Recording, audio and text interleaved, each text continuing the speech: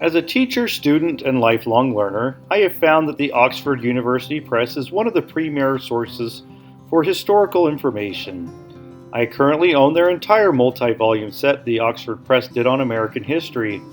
I found these books to be highly informative and a great resource that I frequently consult when I am lesson and lecture planning. Therefore, using books from the Oxford University collection for my research is a highly desirable resource that I plan on using extensively. Resuming my planned research on Native American interactions in the Utah Territory, I did a general search on both Mormonism and Native Americans. Overall, the search tool did pull up a number of resources quickly, and I managed to find one book that focuses upon Native Mormon interaction and two more that investigate and talk about the Mormon idea of Native Americans being descended from a group of Israelites that made their way to the Americans via boat or boats. Both of these books are useful resources in my upcoming study. I've determined that the interaction between Native Americans and Mormon settlers will require background knowledge on how Mormons view the Native people from a scriptural basis, to see if their ideas of conversion or coexistence was really a driving factor in establishing peaceful relations with the Native people.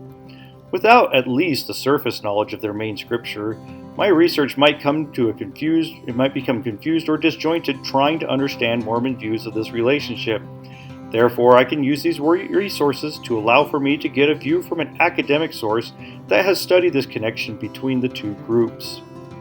With this research being formulated, the first book I found addressed the gap in my knowledge. Written by Grant Hardy, Understanding the Book of Mormon, a Reader's Guide.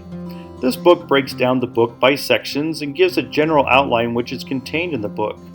Instead of reading and interpreting 500 pages of the book itself, I will be able to quickly review key ideas and concepts using this as a reference source. I was able to find general information about the first people they considered to be the original Israelites that traveled to America by boat. I am sure at some point I will have to consult the original text at times for further understanding, as an author's overview at times is broad and general.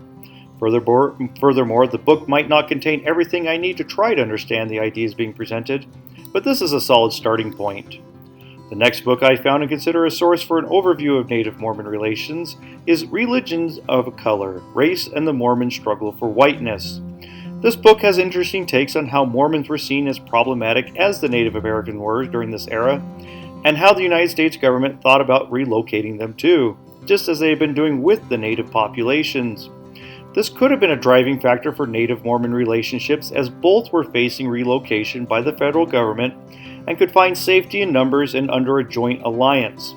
The text briefly covers some of the ideas of crops, conversion, and conflict, in which the Mormons tried as pacification of the native tribes. It also provides a starting point for research, covering the conversion of a native chief by the name of Walker, and the Walker War that raged from 1853 to 1854 between the natives and Mormon. I have not heard of this war since my research is still in its infancy, but it should provide some interesting context. Overall, the Oxford University Press tool is full of interesting and compelling books that will help my research progress.